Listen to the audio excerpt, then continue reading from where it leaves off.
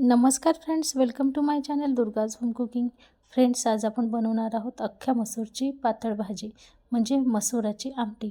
त्याच्यासाठी आपण जिरे, धने, लसूण, खोबरं असा मसाला आपण सगळ्यात आधी छान तळून घेणार आहोत.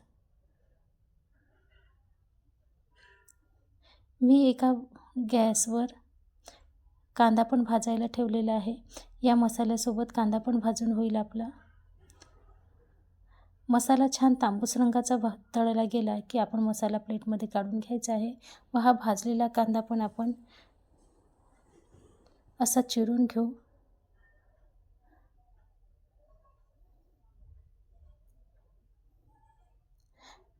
कधी कधी वरचा जळलेला साल काढला तरी चालतो, पण साल न काढता पण आपण हे मसाल्यामध्ये हा कांदा आपण दळून घेऊ शकतो. साल काढला तरी चालेल, साल न काढता पण आपल्याला हा कांदा दळलेला टेस्टी लागणारच आहे. त्याच्यामुळं मी मसाल्यात संपूर्ण कांदा असाच पिसून घेणार आहे.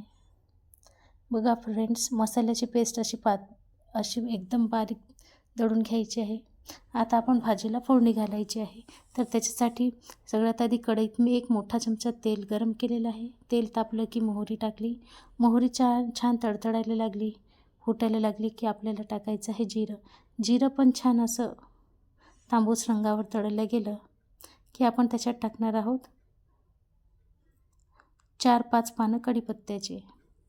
कढीपत्ता पण असा तळायला गेला की आपण त्याच्यात दळलेली पेस्ट टाकून द्यायची आहे.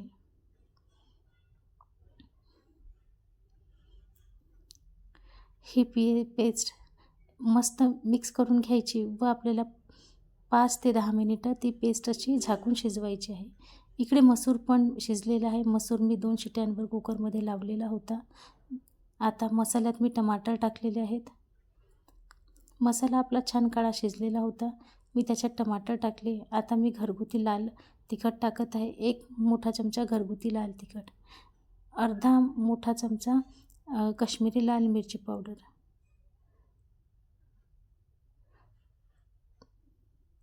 1 लहान चमचा आपण हळद टाकूया.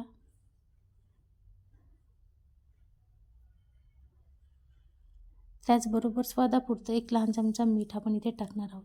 त्याचबरोबर 1 लहान चमचा आपण गरम मसाला इथे टाकलेला आहे. आता हे मिश्रण आपल्याला मस्त मिक्स करून एकजीव करून घ्यायचं आहे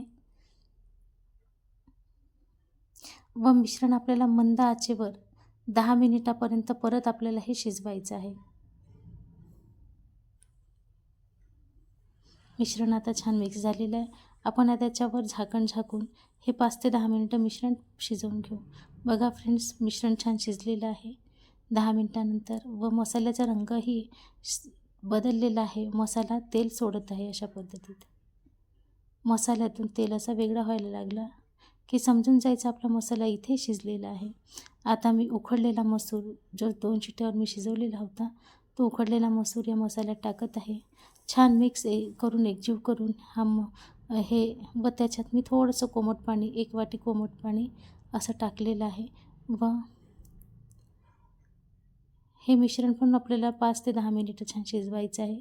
रस्याचा थिकनेस पण तुम्ही बघू शकता फ्रेंड्स.